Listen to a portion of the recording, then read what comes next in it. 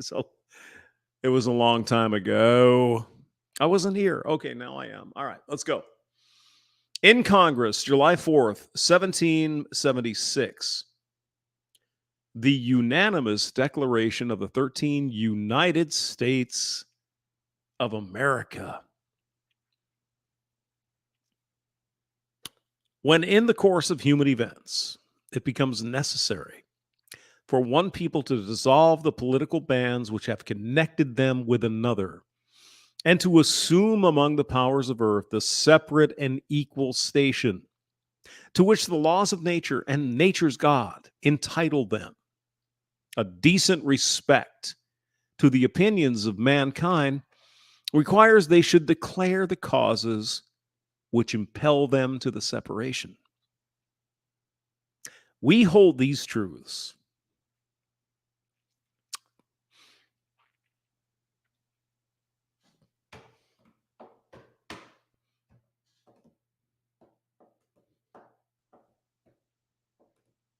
to be self-evident, that all men are created equal, that they are endowed by their Creator with certain unalienable rights, that among these are life, liberty, and the pursuit of happiness, that to secure these rights, governments are instituted among men, deriving their just powers from the consent of the governed, that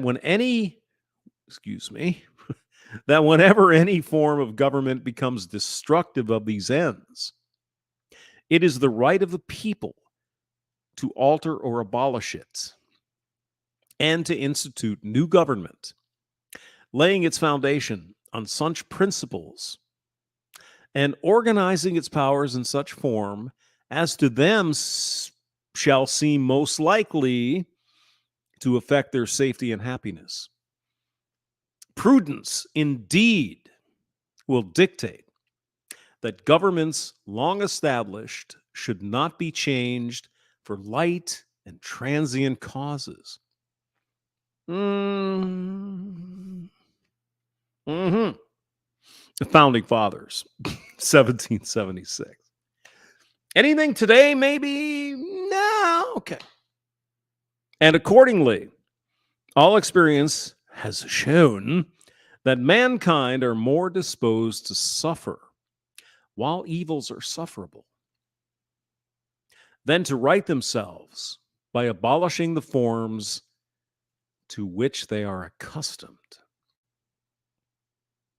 But when a long train of abuses and usurpations, pursuing invariably the same object, evinces a design to reduce them under absolute despotism, it is their right, it is their duty to throw off such government and to provide new guards for their future security. Such has been the patient sufferance. Suffering. Okay. Those guys 300 years ago. What are you going to do? Such has been the patient suffering of these colonies. And such is now the necessity which constrains them to alter their former systems of government. The history of the present King of Britain is a history of repeated injuries and usurpations, all having in direct object the establishment of an absolute tyranny over these states. To prove this, let facts be submitted to a candid world. He has refused his assent to laws, the most wholesome and necessary for the public good. He has forbidden his governors to pass laws of immediate and pressing importance, unless suspended in their operation till his assent should be attained. And when so suspended, he has utterly neglected to attend to them. He has refused to pass other laws for the accommodation of large districts of people, unless those people would relinquish the right of representation in the legislature, a right inestimable to them and formidable to tyrants only. He has called together legislative bodies at places unusual, uncomfortable, and distant from the depository of their public records for the sole purpose of fatiguing them into compliance with his measures. He has dissolved representative houses repeatedly for opposing with manly firmness his invasions on the rights of the people. He has refused for a long time, after such disillusions, to cause others to be elected, whereby the legislative powers, incapable of annihilation, have returned to the people at large for their exercise. The state remaining in the meantime exposed to all the dangers of invasion from without and convulsions within. He has endeavored to prevent the population of these states, for that purpose, obstructing the laws for the naturalization of foreigners, refusing to pass others to encourage their migrations hither, and raising the conditions of the new appropriations of lands. He has obstructed the administration of justice by refusing his assent to laws for establishing judiciary powers. He has made judges dependent on his will alone for the tenure of their offices and the amount and payment of their salaries. He has erected a multitude of new offices and sent hither swarms of officers to harass our people and eat out their substance. He has kept among us in times of peace standing armies without the consent of our legislatures. He has effected to render the military independent of and superior to civil power.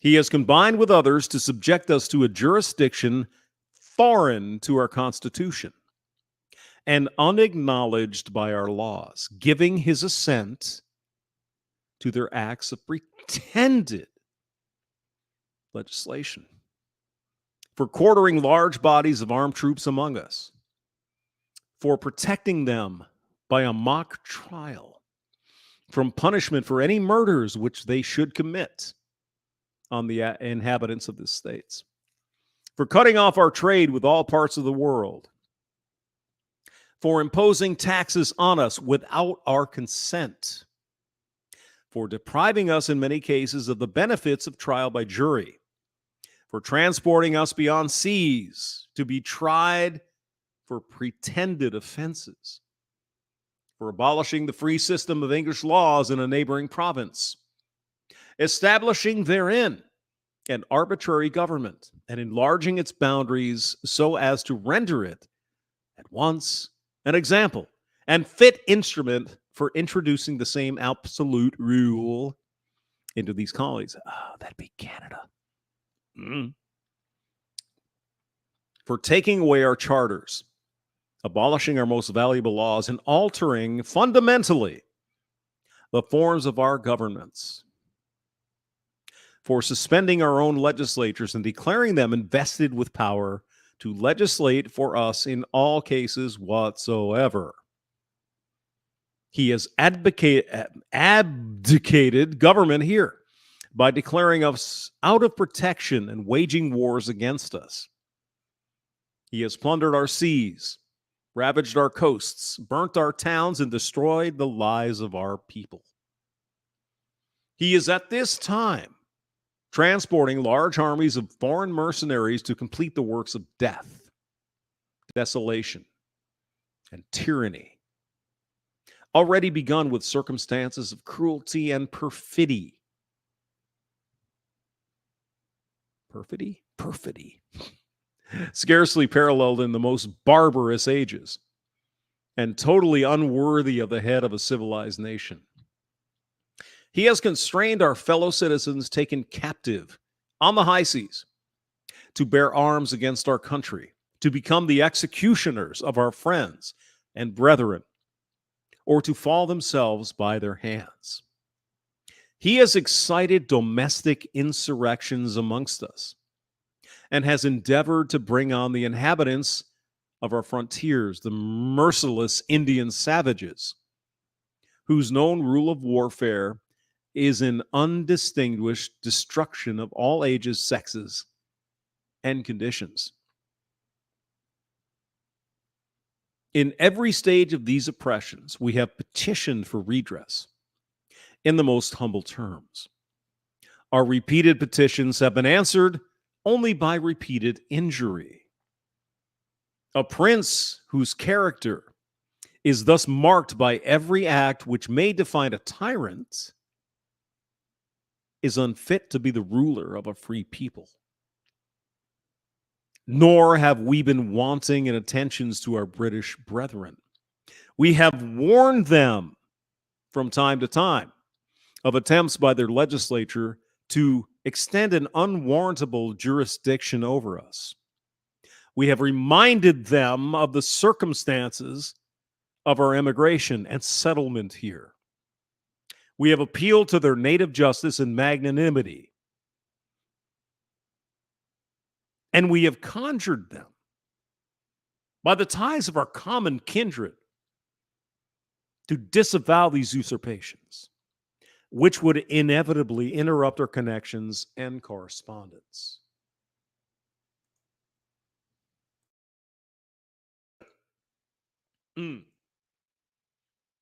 They too have been deaf to the voice of justice and of God, they used big words back then.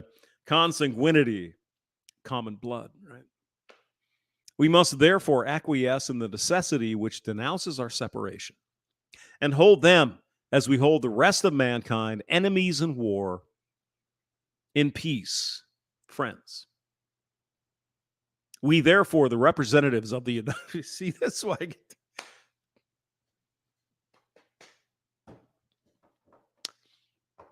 we therefore, the representatives of the United States of America, in General Congress, assembled, appealing to the Supreme Judge of the world for the rectitude of our intentions, do, in the name and by authority of the good people of these colonies, solemnly publish and declare that these united colonies are, and of right, ought to be free and independent states, that they are absolved from all allegiance to the British Crown, and that all political connection between them and the state of Great Britain is and ought to be totally dissolved,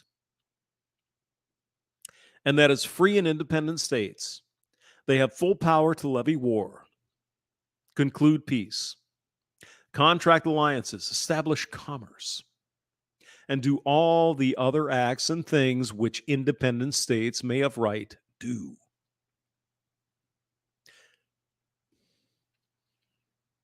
And Jesus.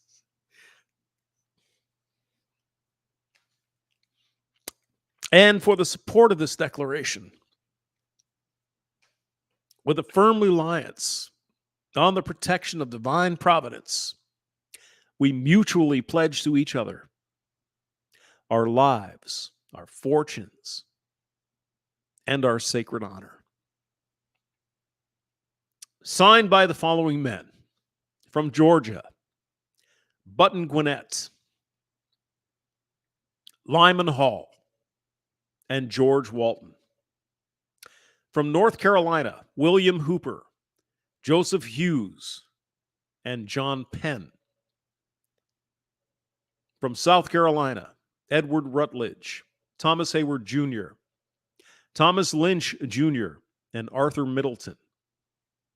From Massachusetts, John Hancock. He's the big signature guy on the Declaration.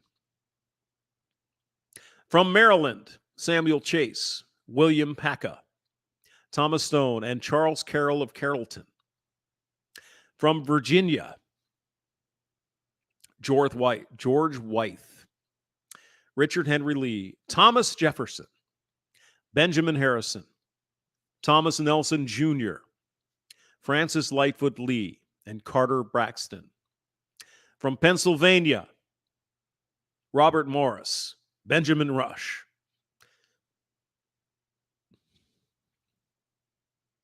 Benjamin Franklin. You ever wonder why he wasn't a president? Just saying. Maybe he didn't want to be one. John Morton, George Clymer, James Smith, George Taylor, James Wilson, and George Ross. From Delaware, Caesar Rodney, George Reed, Thomas McKean. From New York, William Floyd, Philip Livingston, Francis Lewis, and Lewis Morris. From New Jersey, Richard Stockton, John Witherspoon, Francis Hopkinson, John Hart, and Abraham Clark. From New Hampshire, Josiah Bartlett and William Whipple. From Massachusetts, Samuel Adams, John Adams, Robert Treat Paine, and Elbridge Gerry. From Rhode Island, Stephen Hopkins and William Ellery. From Connecticut, Roger Sherman, Samuel Huntington, William Williams, and Oliver Walcott. And from New Hampshire, Matthew Thornton. The Unanimous Declaration of Independence, July 4th, 1776.